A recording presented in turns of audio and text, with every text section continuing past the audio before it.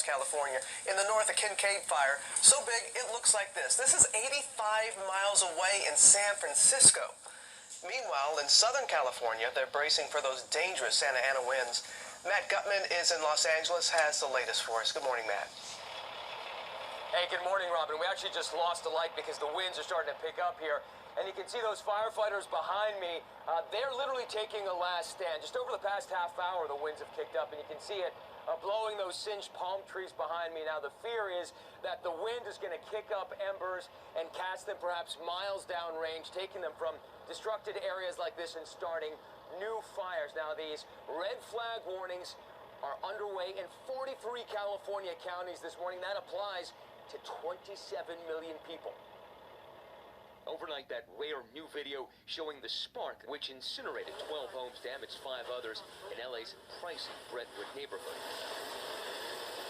Take another look. Officials claiming high winds carried a tree branch into a city power line. Those sparks igniting the flames, fueling that fire. The charred remains of structures spanning nearly 650 acres, over 20,000 residents remain under mandatory evacuation orders. I understand how frightening it is to live in a canyon where these things can happen. And this morning, Pacific Gas and Electric blacking out about 1.5 million people in 30 counties to prevent high winds from toppling power lines, sparking new fires. We're probably going to be the worst winds that Los Angeles has seen in the last 2 to 3 years. And several hundred miles away in Northern California, fires still going. San Francisco firefighters tweeting out this harrowing new video of what they faced trying to quell the Kincaid fire.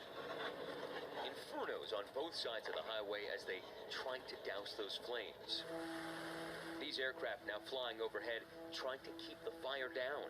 The Kincaid fire about 15% contained, but over 76,000 acres have burned, 86 single-family homes already consumed by that fire. We're at the time of year where we haven't seen any moisture in our fuel beds for an extended period of time. They are receptive to new fire as well as fire spread. Now, that wind could also make more work for firefighters, could ground the helicopters that we've seen doing so much of the heavy lifting, putting out hot spots in really remote areas. Now, that crew you're seeing behind me, this is their 3rd major fire in 3 weeks. Firefighters here are exhausted. They've been on the front lines for, well, since 3 a.m. Monday morning. And the question right now is not if there will be another fire today, it's where. Michael. All right, thank you so much.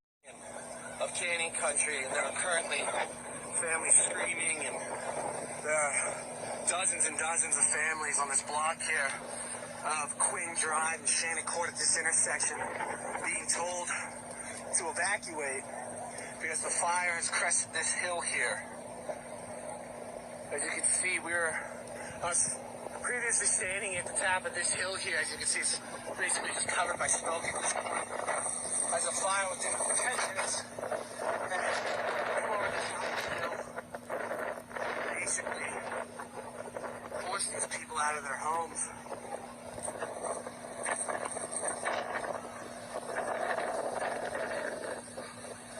Currently, you can just see residents leaving as it comes up on their homes.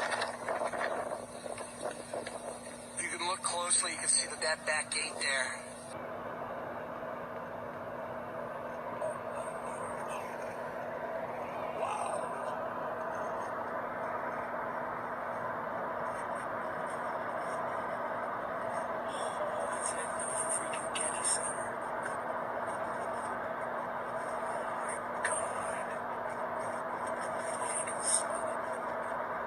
Is in the air. This is just a horrible scene out here. Again, we are along Sierra Highway near the old dirt road in Canyon Country. People are grabbing what they can, grabbing their animals, their most important belongings, and getting the heck out of here.